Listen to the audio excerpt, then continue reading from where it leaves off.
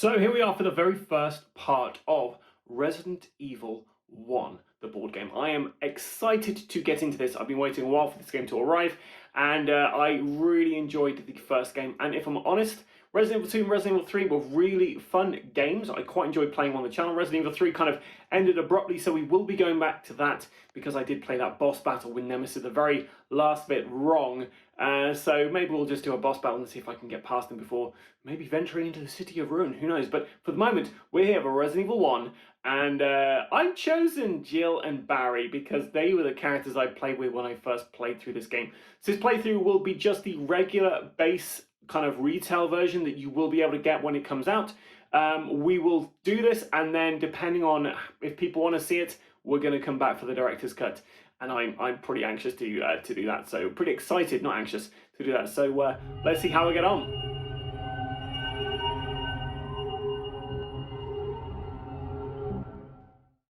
So to set up a campaign, this is what we're going to have to do.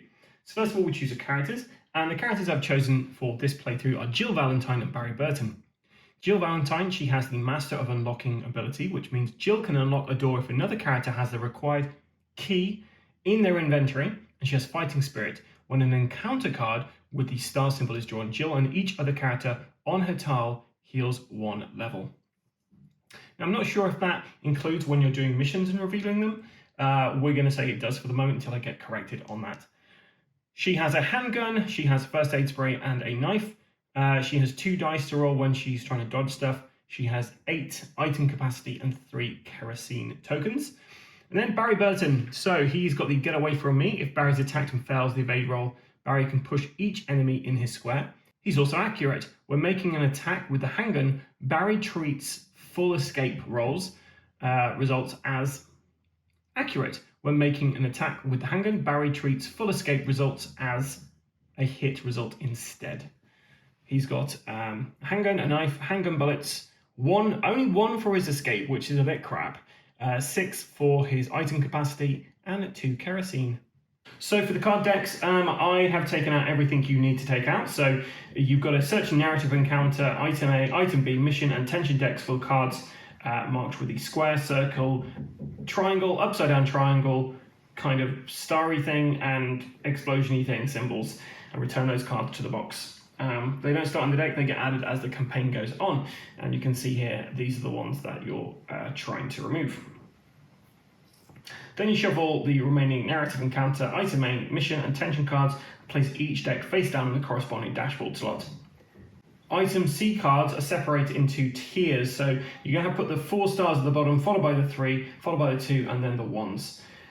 So that basically when you start pulling out item C cards, you'll be pulling out something with a single star, and when you get to the bottom of the deck, they'll all be 4 stars. So getting started, we get to choose one of 4 areas. And I've chosen to go for first floor West A, because when I played the video game, that's the first place I went.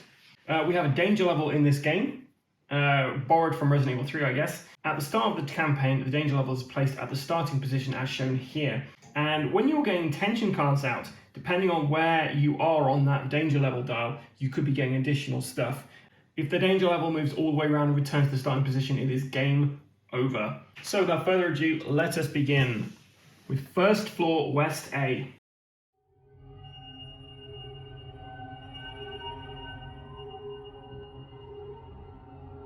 The wind lashes the trees outside, leaves and branches scratching against the window panes like nails from some unseen assailant. A flash of lightning paints your surroundings, and for a moment, you're sure you see the shadow of a figure on the opposite side of the window, hands pawing at the glass. Yet when your eyes find the frame, there's nothing to be seen. Perhaps your imagination. Perhaps not. Finding a secure place feels like your first objective, somewhere you don't have to watch the shadows for movement and can establish a base of operations. In this scenario, the characters must find and secure the safe room. If each character is on the safe room tile, the players can choose to successfully complete the scenario at any time.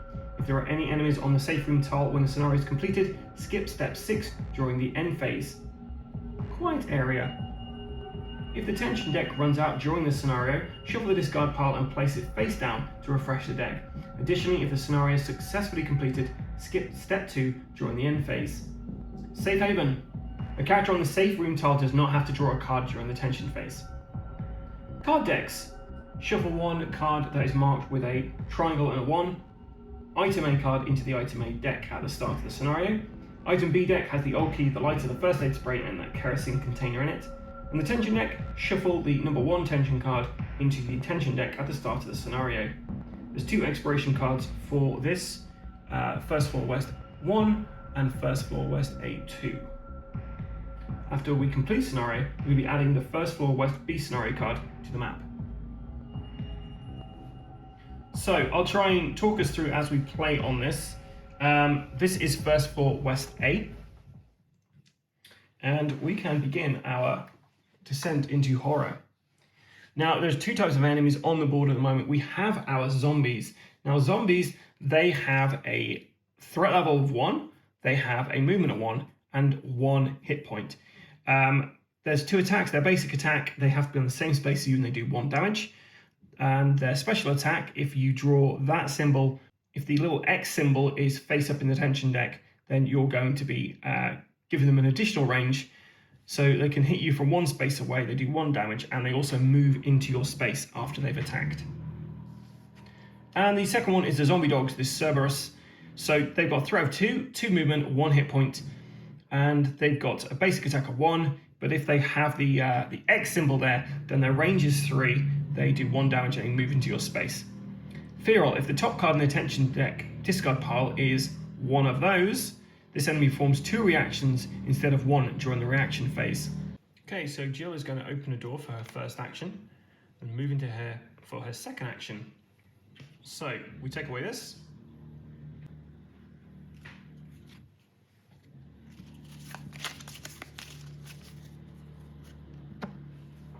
We draw the top card from here, and we get Spawn a Cerberus. So she's going to close that door as her third action. And then part of me feels like we should probably try and shoot the dog. So she's going to spend 3 bullets to do this. Wish me luck. You guys didn't wish me luck. Dog leaps into her space. Now it's their reaction phase. The dog is in the same space as Jill and attacks. And we get an evade, so we're fine. Whoop.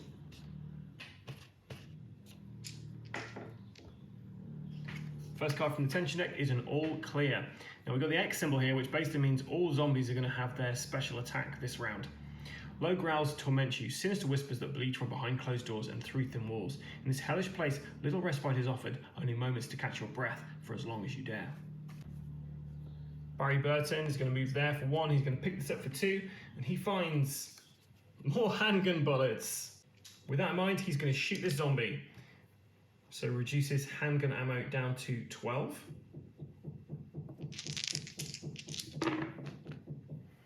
And he gets 2 pushes, and this is an actual success for him, so... However, he gets a corpse token added there. So we're going to go 3 there, and he's going to end his turn there, because we don't want to end our turn on a corpse space. So our next tension is an all clear, and there's no symbol at the bottom, so zombies will just be doing their regular actions next round. So Jill's turn. She's going to try to move to this space. And yeah, she does. She gets a full evade there. So 1, she's picking up item B. She finds the lighter, which is really helpful because with the lighter, this character can spread a kerosene token. Sorry, this character can spend a kerosene token to discard either each corpse in their square or each corpse in an adjacent square. So it's 1 to move there. She's going to back over here for her last action. We're not going to try and... We're trying to get that dog to move off of the...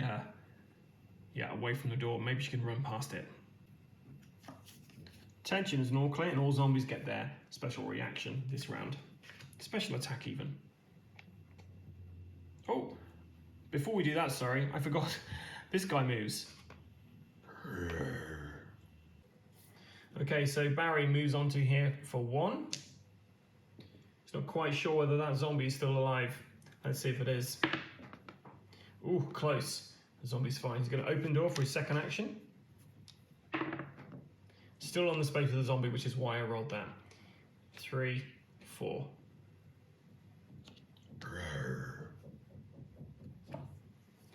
All clear, zombies get their special attack this round. Okay, Jill. 1, 2, 3. Open the door for 4.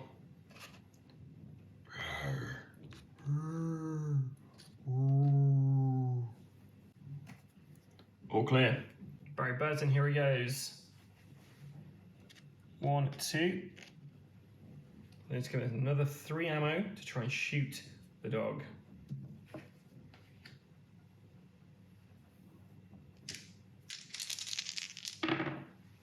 Yep, that will do it.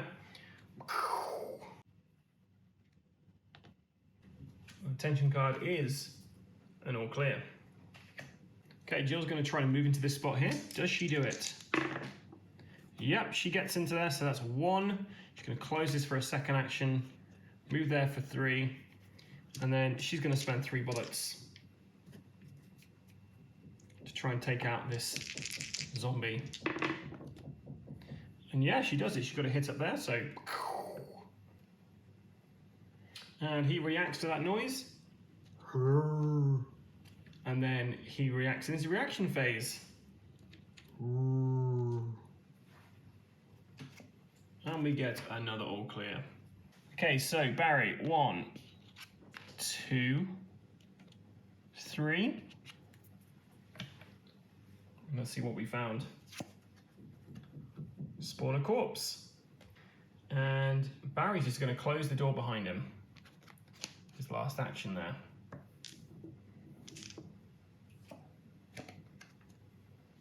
Deathly rasp. A sinister growl echoes from the walls, dripping with malicious intent. But where is it coming from? Are you under attack? Draw an encounter card.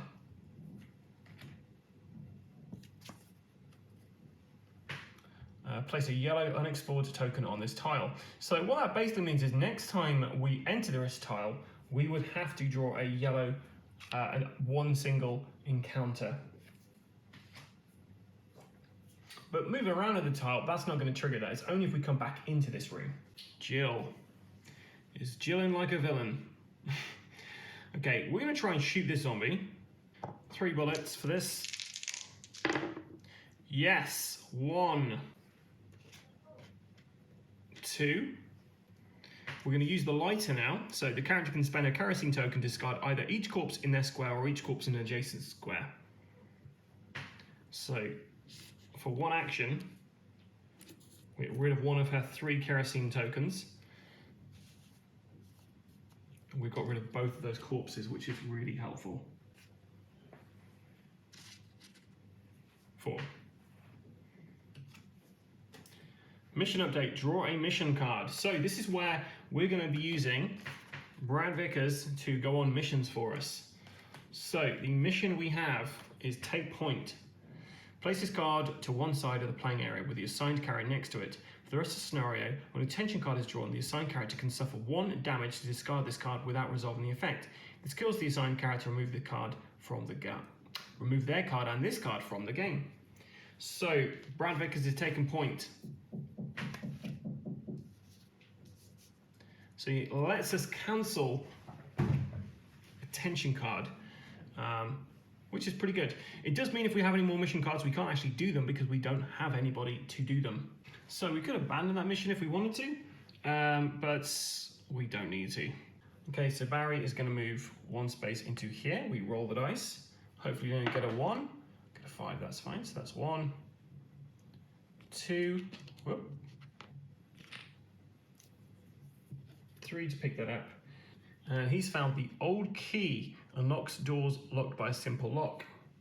He's at full capacity now, which is a shame. So he's going to move into there for his last action. And his tension card is reanimate. Locate the corpse closest to the active character, move the corpse and spawn a zombie in its square. So that's over here. So that zombie is back. He's back, baby. And the door's open, so he will be moving out of there.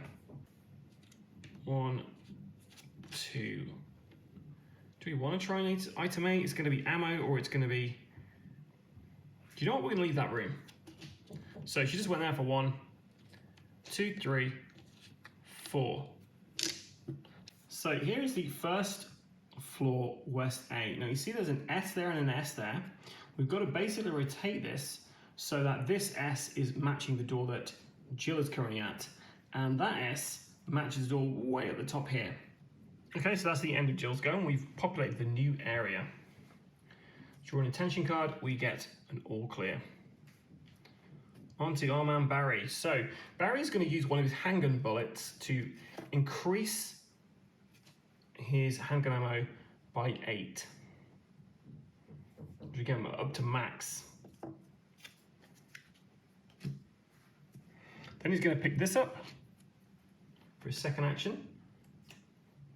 He finds a dagger. So his character is attacked by an enemy in the same or an adjacent square and fails their evade roll. Discard this card to pass the evade roll instead. That's pretty helpful for him. And you know what? Actually, he could have actually held on to that. He didn't have to use his bullets. Ugh. 2, 3. It's okay. 4. And all clear. Right, so Jill moves in. 1. Spawn 2 corpses. 2, 3. Wish me luck. 4. All clear.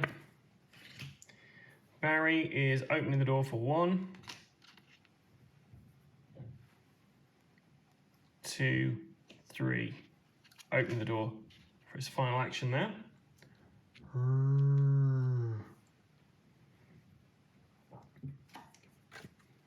All clear. And Barry's completely unaware that this zombie is coming after him. As far as he's aware, he killed that. He checked the corpse he went past, but it is back. It's back, baby. Okay, so Jill's go. Now, Jill can actually use the kerosene to get rid of that corpse that's next to her. But instead, she's going to move into here. 1. And now we're drawing 2 tension cards. Not tension, 2 encounter cards, sorry, this time. So our first encounter card. Spawn 2 zombies on the closest spawn point, which I believe, is she standing on? She's standing on it. But luckily, you never spawn them on the same tile as a character, unless there's specific rules that state you are doing that. So that was our first one, spawn 2 zombies. And our second one is to spawn a Cerberus. So we have a dog appear. So she's going to move into this one. 2. Well, actually, let's move there. 2. She picks up for 3.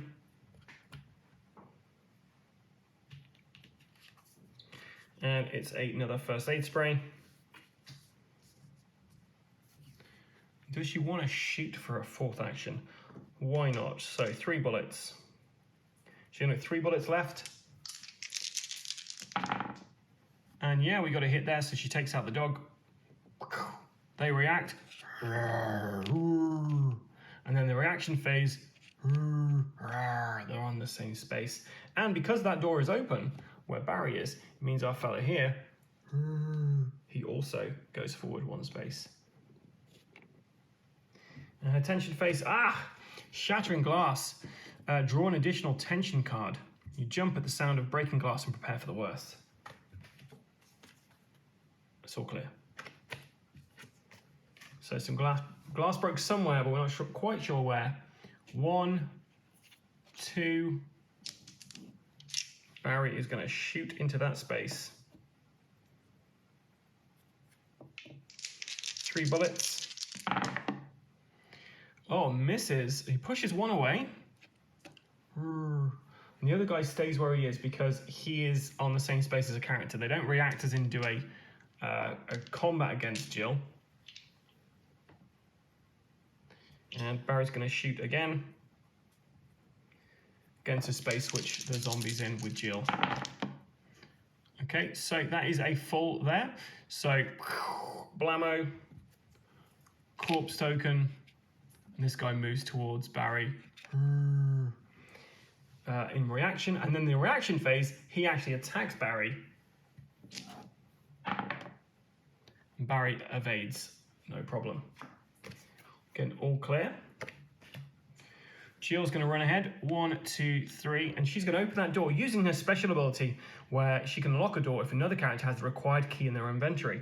And according to first floor west A. It is a simple lock, and we have an old key that does that. So we've unlocked the simple lock, and we go on to this one here. So that's the end of Jill's go. This zombie attacks Barry. I think I rolled more than one dice for Barry before, so apologies for that in advance. So he evades that. So that works out for Barry. Okay, so now we're going to have to get Barry to move out there, but not before. Tension phase, we get an all clear. This means that the Cerberus are going to have their special ability of feral, which means they get 2 reactions this round, so we don't want any dogs coming out. Barry's going to try and move into this space here. So he actually only gets to roll 1 dice. I think I've been rolling 2 when he's trying to get up spaces. So there's 1 there, 2, 3, 4. Spawn a corpse, and the end of the active character's tension phase. Replace each corpse on this tile with a zombie.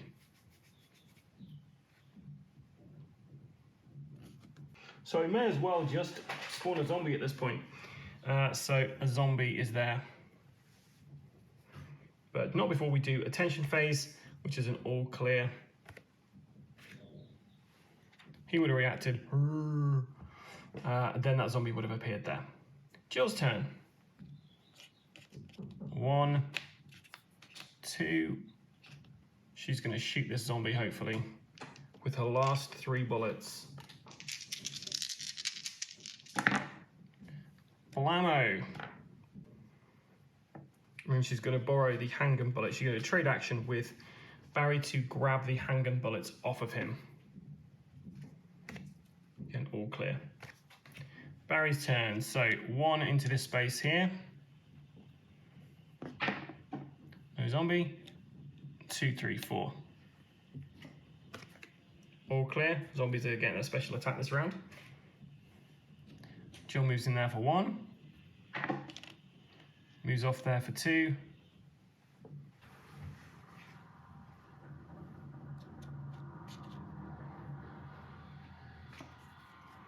All clear.